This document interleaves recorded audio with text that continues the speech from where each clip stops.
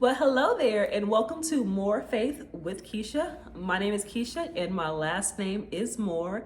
And I created this channel to give my faith testimonies of how God has been faithful in my life because it's all God. I like to give Him the glory, and how God has provided when I didn't have, how He has opened doors and granted favor with men. Even when people didn't like me, they blessed me. So, more faith with Kisha. Here we go. So, I just wanted to briefly give you my testimony of when I purchased my first townhome, which was my dream home. I had been believing God for a home, to be a homeowner for like years, but it just didn't happen. It wasn't the right season, and it wasn't because it couldn't happen. It was really because of me. Like, I wasn't a good steward over my finances, and I just wasn't in a position to purchase a home. And if I did at that time, I probably would have lost it. Let's just keep it real. But you learn, you grow.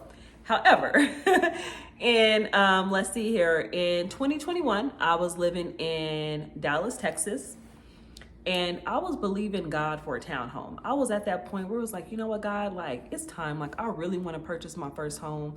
I am ready. What is it that I need to do? Right? Simple enough.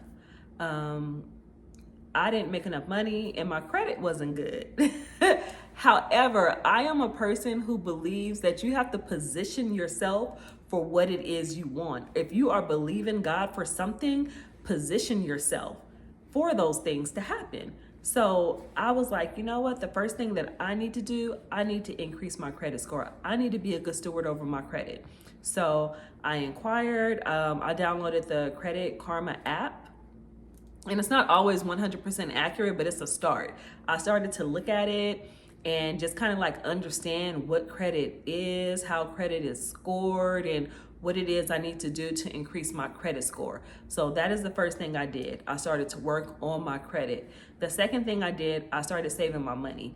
Okay, anything that was not a priority, it had to go. I wasn't spending money on it. I was like, you know what? And I opened up a separate bank account at a credit union that was pretty far from my house, and it only had like one location, and I did not get a debit card because I didn't want to have access to the funds. So if you're a person and you have a hard time like saving money, that's what I would recommend. Open up a second bank account that is like so hard to have access to, and set the money aside in that account so that whenever you want to go like shopping, or if you're at the mall or something like that, you don't have access to it, because it's easy to say you want to do something, but when you have access to it, the first thing you want to do is like, oh, I'm gonna just take out $20. So, oh, I'm gonna just take out $40. You know what I mean? Before you know, the money is gone. So I opened up a separate bank account and I started putting money aside. And once I started seeing the money grow, it kind of motivated and encouraged me, like, wow, this is the most money that I ever saved in my life. So I kept doing it. I was just saving my money.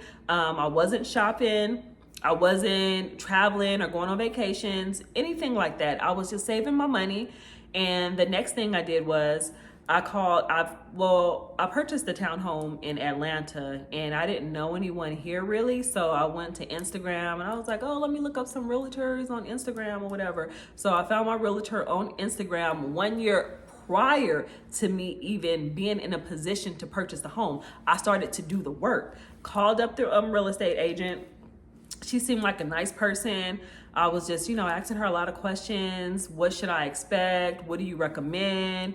Just, I started doing the work. A lot of times you hear people say like, oh, I manifested this and it just happened. I confessed it. I put it on my vision board. But if you don't do the work, those things don't actually happen. So a lot of times people don't tell you what goes on or what happens behind the background, but you actually have to put in some work. So that is what I was doing. So I was like, bingo. When I'm ready, I already have my real estate agent. So credit, saving my money, real estate agent.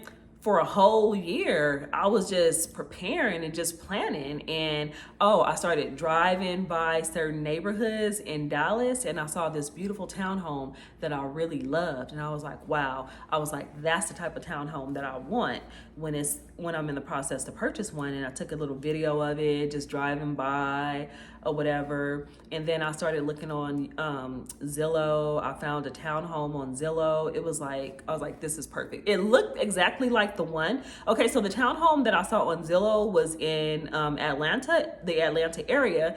And the townhome that I drove by was in the Dallas area or whatever, but they looked identical. Like they looked very similar. So I already had the vision in place. Write down the vision and make it plain. So I was able to see exactly what it is that I wanted. So I'm looking on Zillow, I see the townhome, I see the price. I was like, okay, it's within my budget. Beautiful. A year later, I'm praying. Within the year, I'm praying like, okay, God, whenever you say go, whenever it's time, you know, let me know to make that move. And so a year later, I now have my credit score up. I have all this money saved in my bank account. But I was like, I don't want to spend my money. I took all this time to save this money, and I had never had that much money in my entire life. So now I wanted to hold on to it. Like I didn't want to release it. But I kept feeling God telling me like, hey, this is it. Like you need to, you know, call some loan officers or whatever, some mortgage companies and apply. So I was like, man, I was praying about it. I'm like, let me just get confirmation. Let me just get confirmation because I just want to make sure I'm making the right decision. I didn't want to let go of the money. I was so proud of myself for saving that amount of money and getting my credit score up. It was just like one of those things, you know, I was finally there. I felt like I had arrived. However, I kept feeling that gentle nudge, like this is the season, this is the time or whatever. So called, qualified on the spot. Everything was already in place. Called the realtor, like, hey, do you remember me? And then she was like, yeah. I was like, we spoke a year ago and now it's time to make that move. I bet you thought I was just, you know, not serious. And she was like, no, she was so sweet and so nice and so patient. And within that year, I would call her sometimes just to randomly, you know, go over things, ask a few questions. And so this is for you. Like if you're a salesperson, just because someone isn't buying right now, still be nice because you never know when that customer or client will come back around. So just food for thought. Okay. So, yeah, so now I was in a position ready to, you know, make that step. And the townhome that I saw on Zillow, they sold out. And I was like, dang, like I really wanted a home just like that. And the crazy thing is they started building more exactly like that one. So I was actually able to get the home that I really wanted and the one that I put on my vision board that looked like the one I drove past in Dallas. So I don't know if my testimony was all over the place, but you get the gist of what I'm saying. If you want something, position yourself for what it is that you want. Even if you can't see it at that moment, even if it seems impossible, inquire. I am a person who's always inquiring, doing research, and even if it doesn't happen at that time, it will happen later.